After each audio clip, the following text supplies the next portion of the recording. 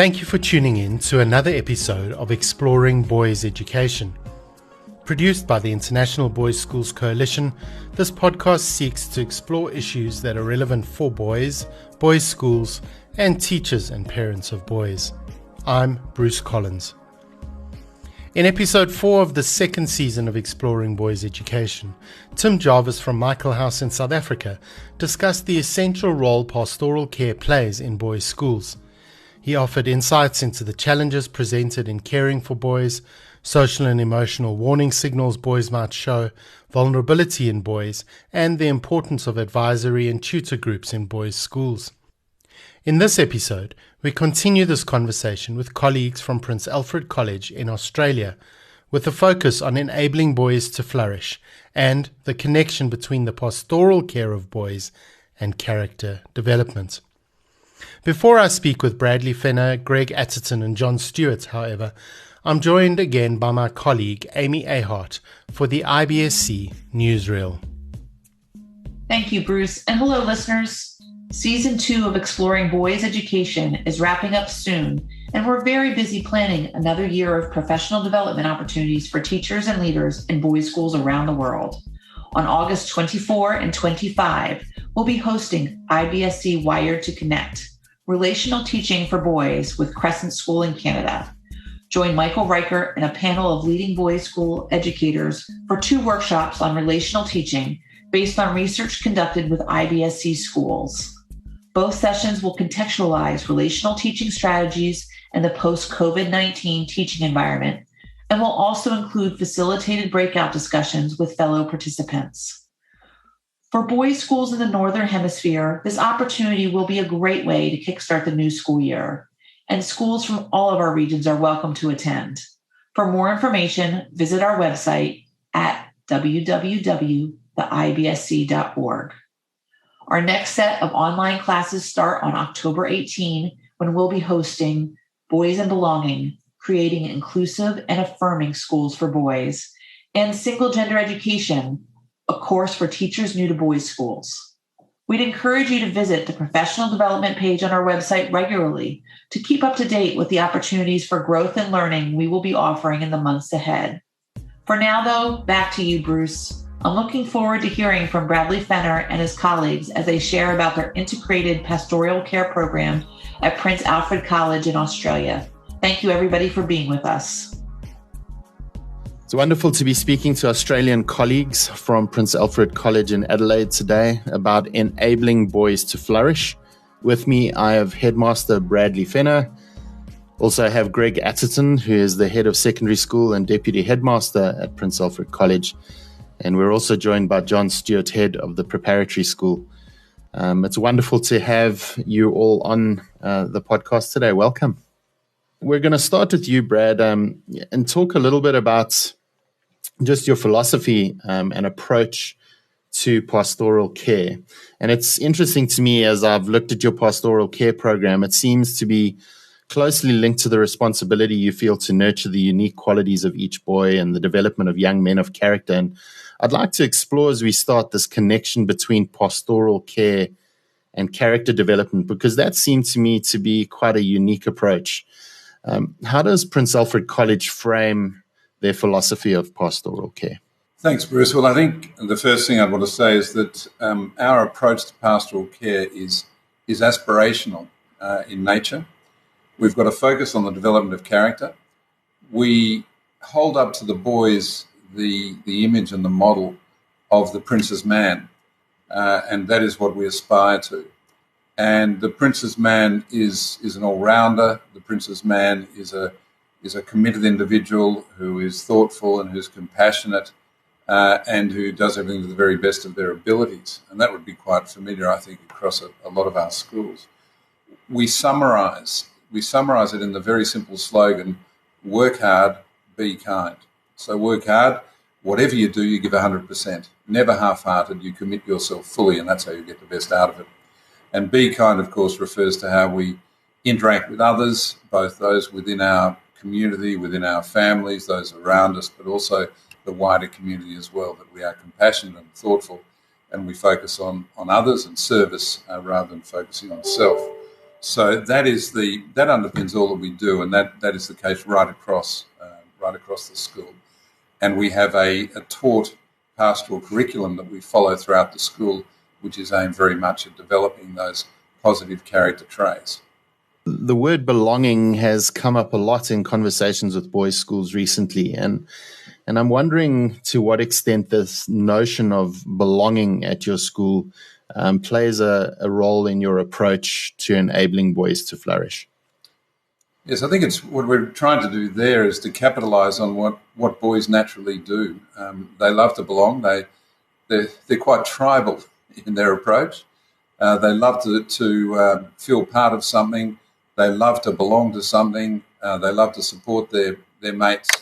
And so we're trying to turn that into a positive. We know that at times that power of the group can have negative aspects, and we all know about what negative peer pressure can do, but we try to channel that in a very positive way. So, but they're belonging to something which means something. They're belonging to an institution that has values and which also has expectations. And generally they respond to that very positively. And that's why in our schools, so often long after they've left school, they still feel a strong affiliation and belonging.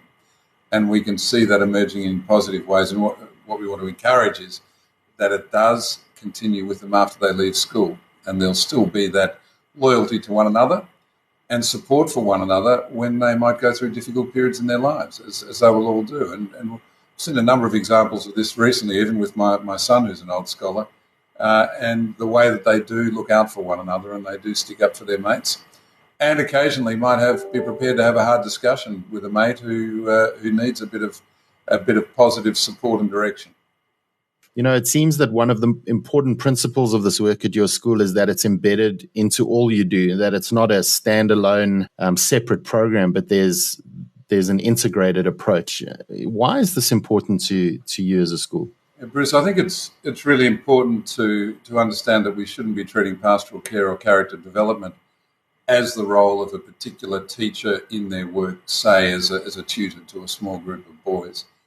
Yes, we'll have the programs that we deliver through that model.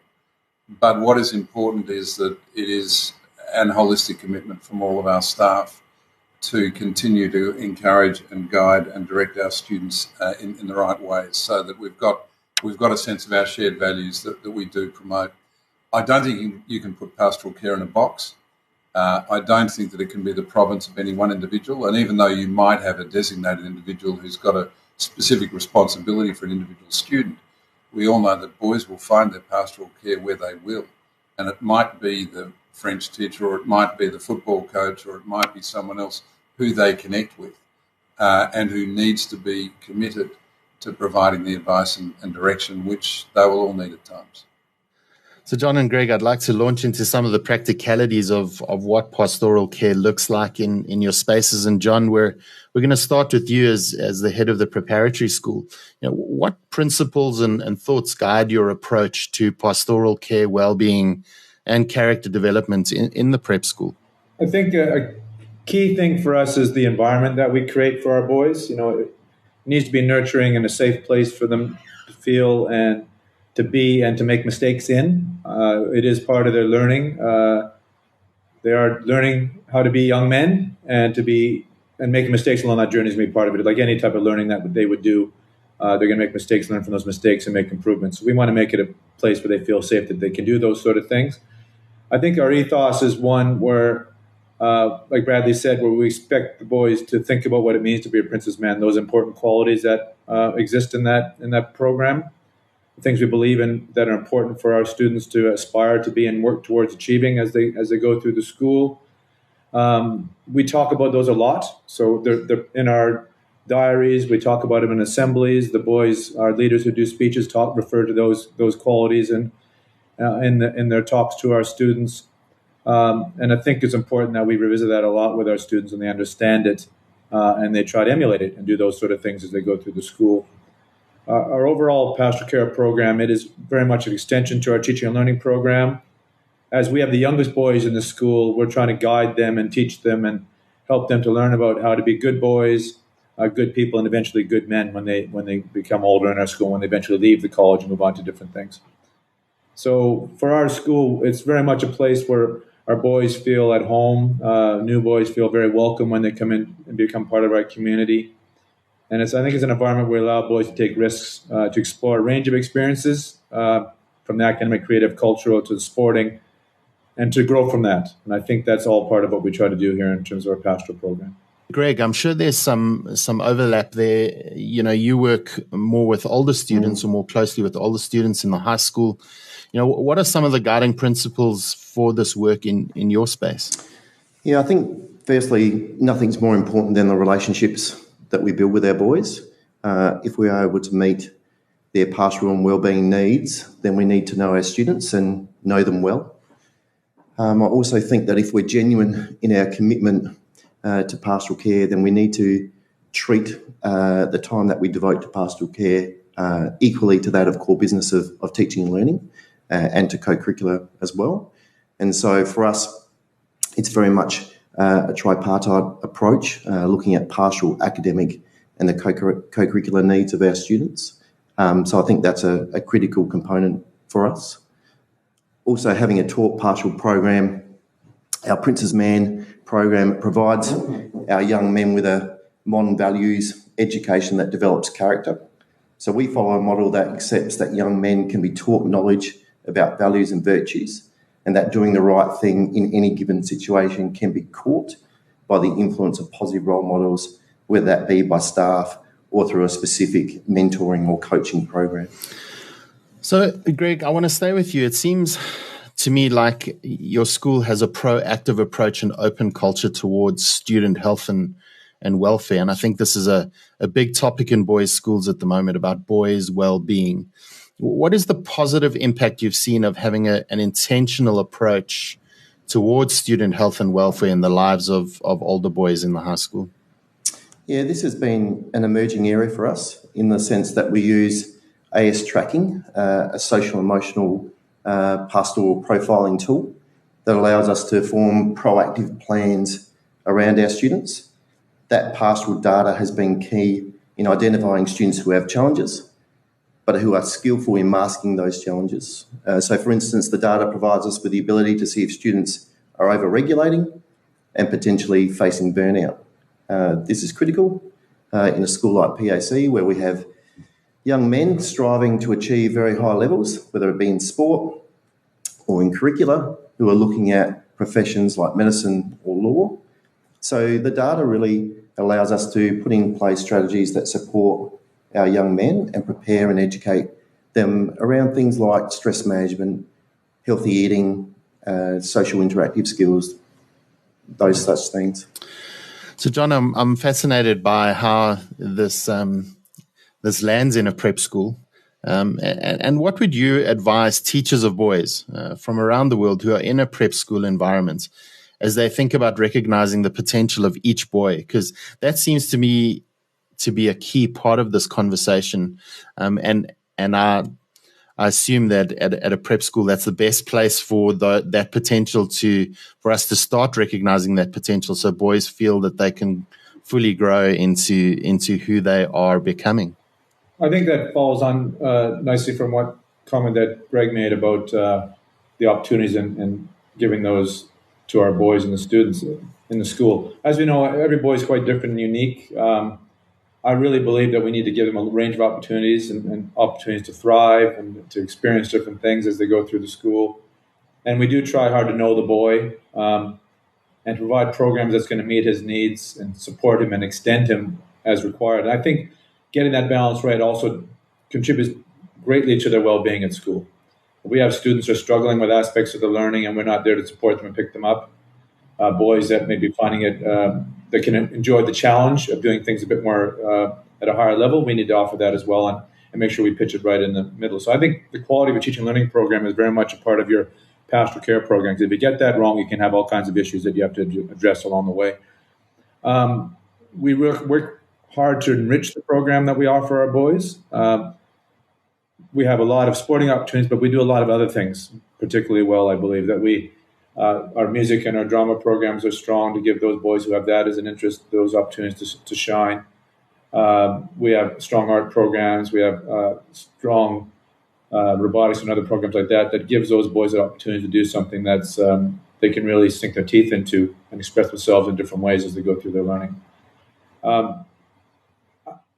Because we are at the beginning of their journey, we have a duty to make sure we touch a lot of different bases, because they're still learning about themselves, and they still have a lot of things that they're trying to understand about how they're developing and how they're growing and how they're making relationships.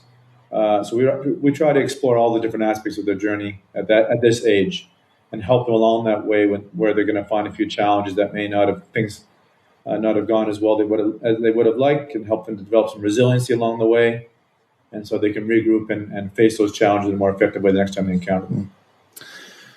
So, John, we'll start with you again. But what are some of the pastoral care programs that are being implemented? And I understand your integrated approach, but what are some of the programs that you're seeing really as successful in the prep school environment? We've got a fair number that we run in our school. We do try to integrate them into our well-being program. So we don't go to the boys say, we're going to do this program now, but we do try to integrate them in effectively. We run one that is mentioned by Bradley and also by Greg. The Prince's Man program does begin down here in the prep school. We're exploring that with the boys as we go through, and it's important that they learn what that means. And we do talk about that a lot with our boys in many different forums. We run a program here called Friendly Schools Plus, which is developed here in Australia. It actually comes out of WA, Western Australia.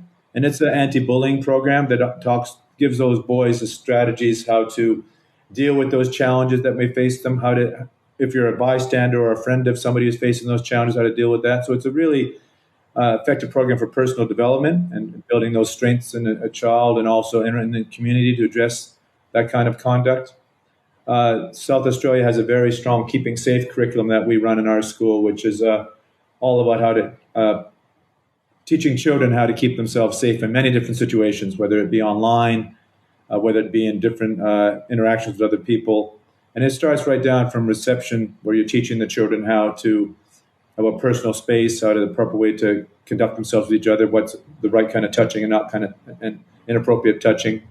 And it links well into what we do with the boys as they get older, especially when they get into secondary school. It fits in there quite well. As most schools do, we have a strong cyber safety program here where we're teaching those beginning skills at a young age and teaching the parents as well. And then we also have our growth and development sessions where we're working with our children on their physical development, their sexual maturity as they move through in the top of the prep school, and the things they can expect along that way as their bodies are changing and they're maturing. And we're also supported by a strong teaching cohort that works well with those boys, and also have the benefit of a school counselor who works with our students and helps them when they face particular challenges along the way. A strong academic support team that's there to support those boys who need help in many different ways, as well as our school, our Reverend Mark, who works with the boys, not only in spiritual ways, but also when they're facing other challenges as well. So I think we have a pretty good balance across our prep school in terms of the type of programs and the aspects we're trying to target as we support those boys as they learn. Greg, I suppose some of the programs that start in the prep school are continued in your division as boys step into high school.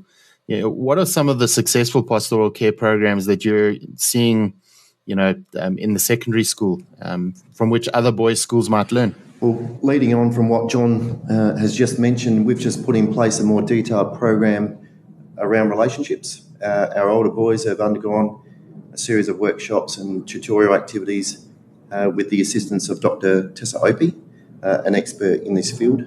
And this has certainly provided a modern context for things like consent, inclusivity, and gender-neutral language. So boys are learning how to be more inclusive and respectful citizens, which is obviously very important to us. This also dovetails well with our approach to things like cultural awareness, drugs and alcohol awareness, sleep, nutrition, and those important values that are tied back to our program. So it's about giving each boy an idea of what it means to be a modern global citizen, so that he is equipped to navigate a life beyond school successfully, and more importantly, he can do that with sensitivity and a respect for others. So I think that's been critical a critical part of our program. Brad, I'd like to explore with you the importance of engaging with parents. And I noticed on your website that PAC seems to focus on bringing parents into this conversation, especially when it comes to well-being issues. How important is it for your school to partner with parents on pastoral care and character education? Look, I think it's of prime importance, Bruce, that the school and home are aligned on these things. Fortunately, most of the parents who choose our school for their son have gone through a lengthy and thorough process in selecting the right school for their child, which means that there will be an underlying basis, a sharing of values, an alignment of what they're seeking and what they believe in as well. And I think that's one thing that helps us greatly. We certainly see it as our responsibility to provide opportunities, getting in experts from elsewhere, as well as some of our own people, just to talk about what we're doing with the boys, so that they can see that we are on the same page, but also to provide opportunities for developing their understanding. As we all know, there's a lot of progress that's been made recently around boys' development and around boys' education, and I think we've all got plenty to learn in that regard.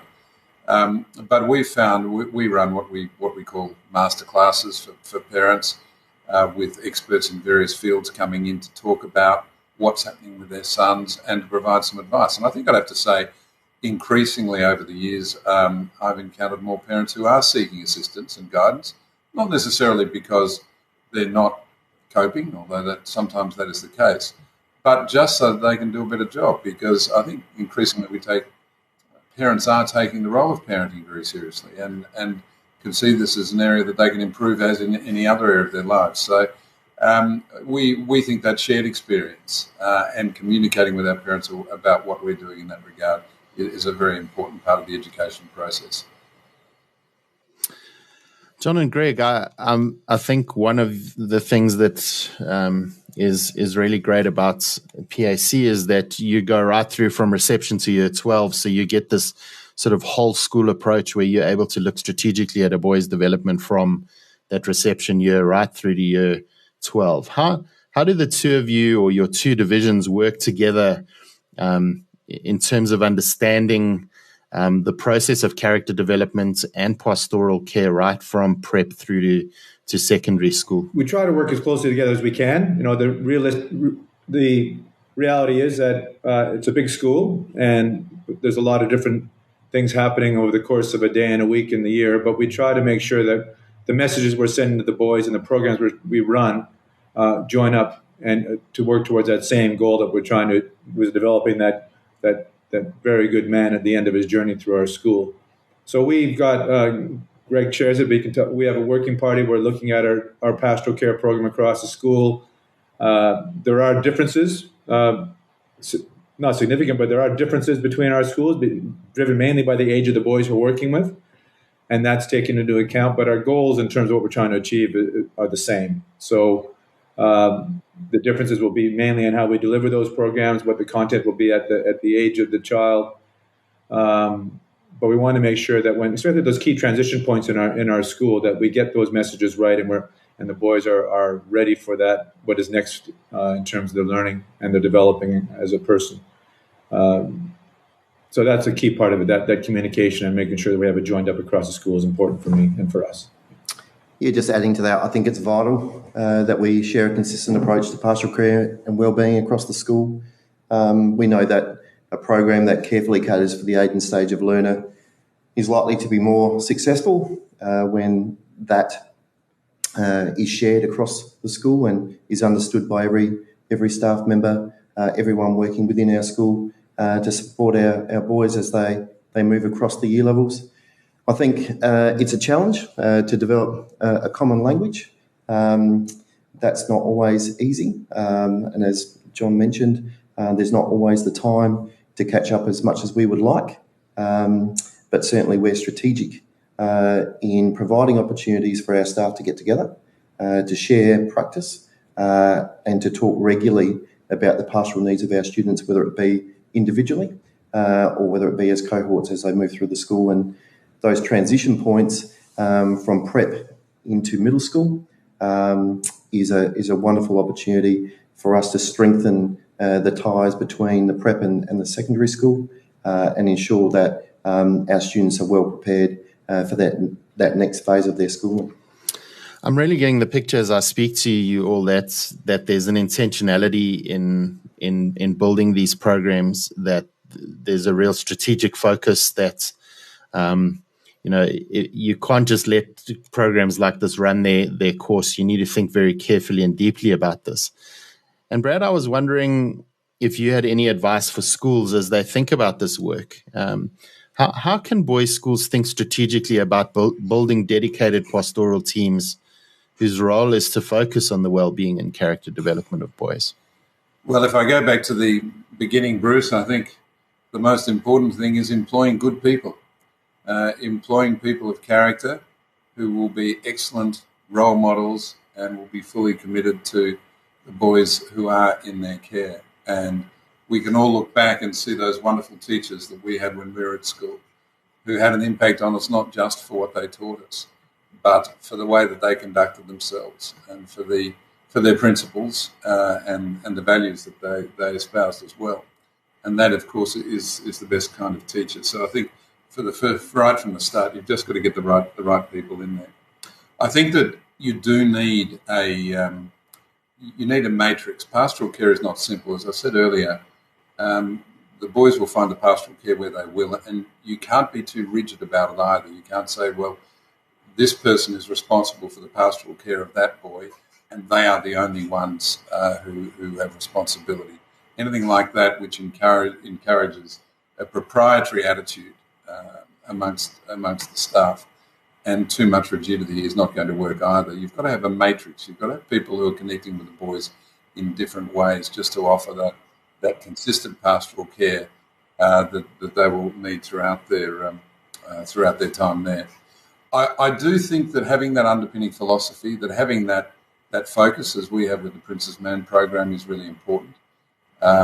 Strategically, you've got to work out exactly what it is that you are trying to achieve, what the values are that you are seeking to inculcate, and then develop the programs within that framework. There has to be a coherence to it, and it has to align with what you do. And of course, schools like ours can't be promoting values without living them as well. We have to ensure that there is coherence in the way that we operate, because that is how we will be judged as well. But if we are fully committed to the boys and we have the staffing and the systems and structures in place, then I think that there is every likelihood of getting the best possible outcome. Thanks so much, all three of you. This has been a fascinating conversation, and I know people who are listening to this are going to really benefit from your insights. And I'm wondering if, as we close, maybe each of you could share one helpful nugget, one helpful insight that you've learnt as you've been part of this work about pastoral care in boys' schools, just as a closing thought.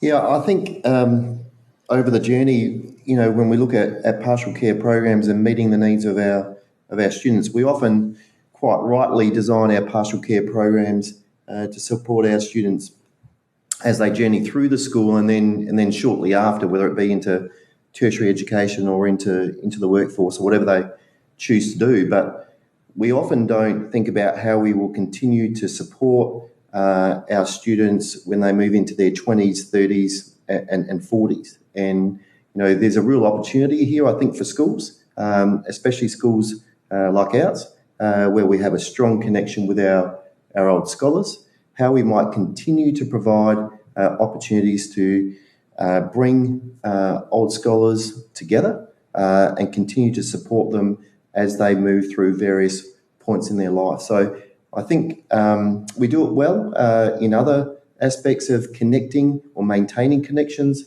with our students when they go beyond the school. But I think there's a real opportunity here through a pastoral care program that might support our old scholars after they've left the school. Looking at the other end of the development, back with the younger boys, a key point is the boys grow up in our school. We need to help them learn the important understandings and skills and messages that go along with growing up. At the same time, we need to acknowledge that learning is about making mistakes and that the boys will make mistakes. And that's an important part of that journey. Our role is to work with families, help the boys to learn from those mistakes and to make the lessons we teach them so they can become good, kind, caring men when they grow up. I think that's really what our role is. From my perspective, I think I would just want to point out that what we're doing pastorally is a long-term project, and the benefits and the outcomes will in many cases only be seen somewhere down the track, picking up on the point that Greg made. And that has certainly come home to me on a number of occasions. I recall once bumping into an old boy at the school that I was at. He was quite a few years out of school, and he'd been a boarder there, and I asked him who his housemaster was, and he told me, and I said, well, so how did you get on with your housemaster? And the fellow said, terrible. He said, we fought like cat and dog all the way through. And he said, and looking back on it now, he was right. So quite often it's only with maturity that you come to understand some of the lessons that people were trying to teach you. I'm just now getting near the end of my career, but I have been contacted a couple of times recently by students who have talked about their the experiences that they had and were very appreciative, and that they, again, in their maturity, could see the benefit of the lessons, and these are now the values that they live by. And that is why it is so important that we are values-driven in all that we do. Brad, John, and Greg, we are grateful for your insights and inputs. Prince Alfred College is a valued member of IBSC, and I know you're always willing to contribute, and this is another example, just giving of your time and sharing of your expertise. So we're grateful, and I know our listeners will be grateful as they learn from each of you and your insights and thoughts. So thank you for being with us today. We appreciate the opportunity to speak. Thank you, Bruce. All the best. My pleasure. Thanks so much.